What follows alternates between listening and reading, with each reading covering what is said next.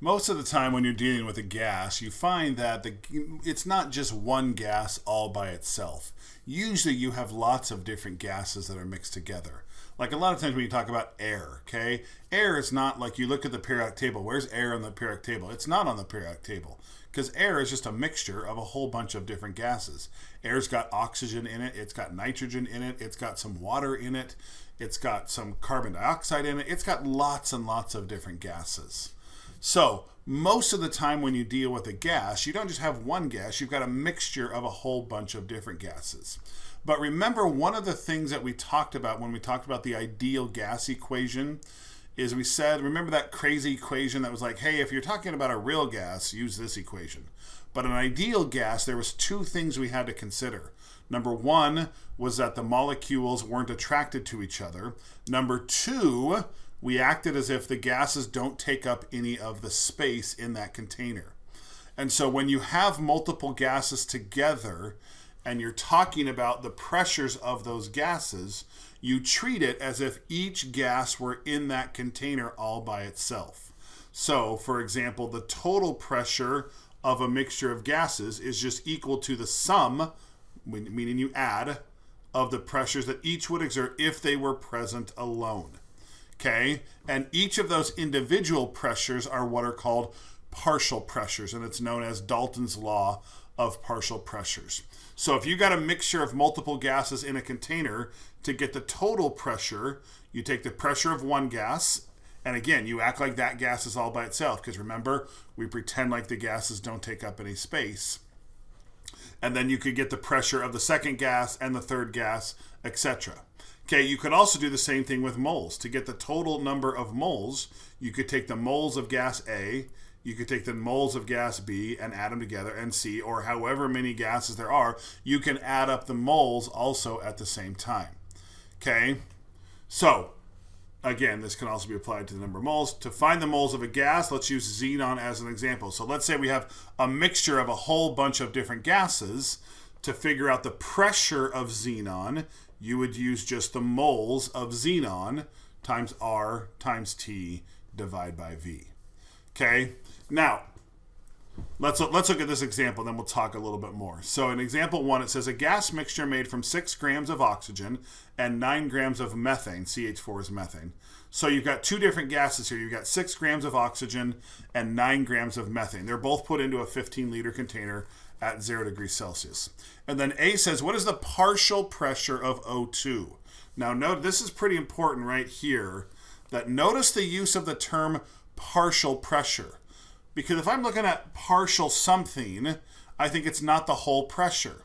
So this term partial pressure, can be misleading because it makes you think you aren't getting the whole pressure of O2, you're getting just part of the pressure of O2.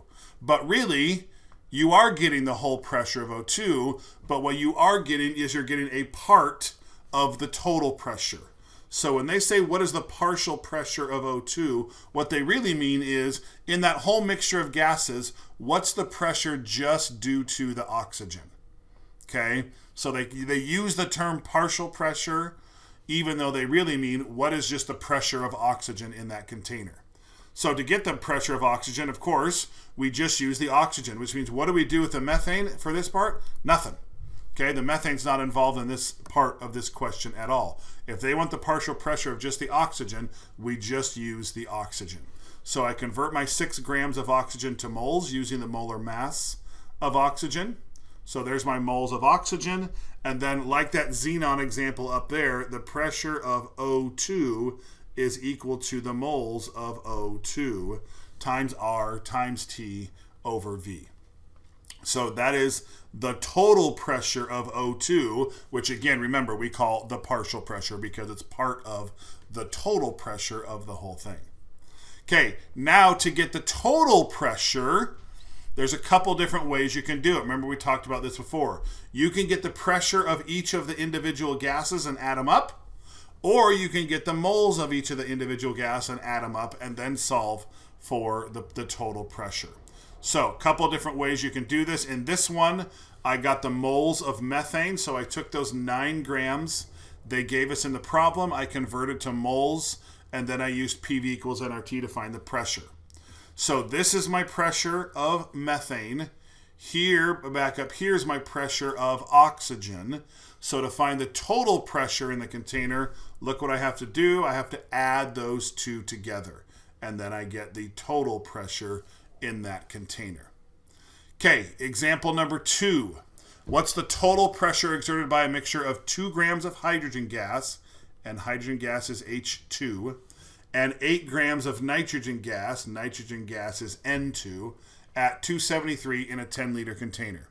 So again, like I said, the quickest way to find this is to convert your grams to moles and then add them together. So notice in the first example, we got the pressure of each and added them together, which you can totally do. In this example, I'm going to take my 2.00 grams of H2. I'm going to use the molar mass of hydrogen, and that equals 1 mole of H2. And then I'm going to do the same thing with nitrogen, 8.00 grams of N2. There's 28 grams in 1 mole of N2. So then now I need a calculator. 8 divided by 28 equals 0.286 moles of N2. And so now, to get the total moles, I just add those two together. So this plus this equals 1.286 moles. And again, that's my total number of moles. Okay, because now to find the total pressure, P total, is going to equal the number of moles total times R times T over V. So it's 1.286 times R. Oh, sorry, I'm being lazy and not writing my units in there. I shouldn't do that. 1.286 moles times R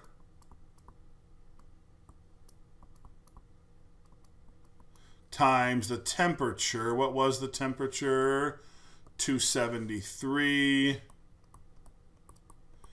And then the volume on the bottom is a 10-liter container. Okay, so 1.286 times 0.082 times 273 divided by 10 equals 2. So the total pressure equals 2.88 atmospheres. Okay, example 3. Now here's just kind of a thinking question. We did a couple of math questions. Now there's a thinking question. So in example 3 it says, a gas mixture of O2 and N2 has a third gas, neon, added to it. So you've already got, let's just kind of make a fake container here, right? You got a container that's got O2, O2, O2, O2, okay, and it's got some N2, N2, N2, sure, it doesn't matter how much. And now some more gas is added to it. Okay, so now we're going to dump in some Ne. Okay, so now we've got some Ne, Ne, some Ne, okay? So, once that Ne has been added, do the following increase, decrease, or remain the same? Explain. So what happened to the total pressure in the container? Well, certainly, if you add some more gas to a container, think about P equals nRT over V, right? They're talking about the pressure. If I increase the number of moles, then, and everything else stays the same. If N gets bigger, but R and T and V stay the same, then the pressure has to increase. Anytime you add more gas without changing anything else, the pressure, of course, is going to go up. Okay, so we're going to say increase. And to explain, we could say an increase in moles results in an increase in pressure. Okay, part B. So again, once you've added some neon, does the number of moles increase, decrease, or remain the same? By adding neon, have we changed anything with the nitrogen at all? Have we added more nitrogen or taken any nitrogen away? No, we haven't. Okay, so therefore, the moles of nitrogen are going to remain the same. Okay, and why? Because the amount of N2, or you could even say the number of N2 particles in the container hasn't changed. Okay, and then our last one, part C, the partial pressure of O2. So remember, remember that very beginning when we talked about the Dalton's law of partial pressures, we treat each gas as if it were separate from all of the other gases, as if there's no other gases in the container. Okay, so the pressure of O2 is only dependent on the moles of O2 times R times T divided by V. Now again, you can make the argument, well, when you add some neon, that lowers the volume a little bit. It takes up some of that space. You're absolutely right. But again, remember, with the ideal gas equation, we make that basic assumption that gases don't take up any space. So therefore, this isn't going to change, this doesn't change, this doesn't change, and certainly the moles of O2 don't change by adding some neon. So what happens to the pressure, the partial pressure of O2? It also remains the same. Okay, the partial pressure of a gas doesn't change when you add a gas or take a gas away. So remains the same because the amount of O2 is constant. Okay, so with Dalton's law of partial pressure, the key is to treat each gas as if it were all by itself in that container.